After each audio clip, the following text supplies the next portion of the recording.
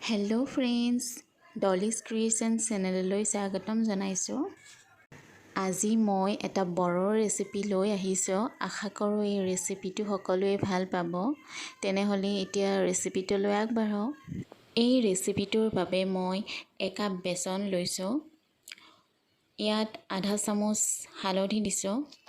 তাৰপিছত আধা চামুচ ধনিয়া গুড়ি আৰু আধা চামুচ জিৰাৰ গুড়ি দিছোঁ। এতিয়া সোৱাদ অনুসৰি মই অকণমান নিমখ দিছোঁ।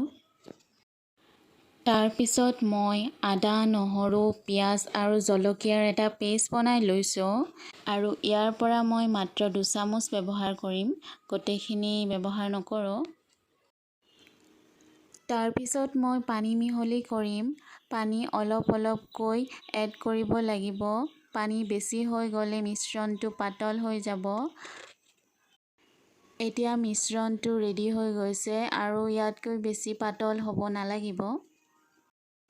এতিয়া মই এখিলা শেৱালি ফুলৰ পাত লৈছোঁ আৰু ইফাল সিফাল কৰি মই ধুনীয়াকৈ বেচনৰ পেষ্টখিনি লগাই দিছোঁ। মই হাতেৰে দিছোঁ, আপোনালোকে চামুচৰ সহায়তো দিব পাৰে। আনফালে মই কেৰাহীত ৰিফাইন তেল গৰম হ'বলৈ দিছিলোঁ। এতিয়া পাতখিলা মই তেলখিনিত দি দিছোঁ। এনেকৈ মই পাতখিলা ওলটাই ওলটাই ভাজি থাকিম আৰু এনেকৈ 1-1.5 মিনিটমান ভাজিলেই হৈ যাব।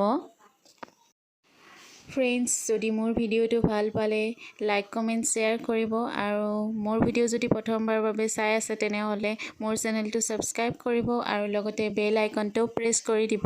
তেতিয়া মোৰ ভিডিঅ'ৰ ন'টিফিকেশ্যনবোৰ পাই থাকিব। এতিয়া 1 মিনিটমান হৈ গ'ল আৰু এয়া পৰিৱেশনৰ বাবে ৰেডি হৈ গৈছে।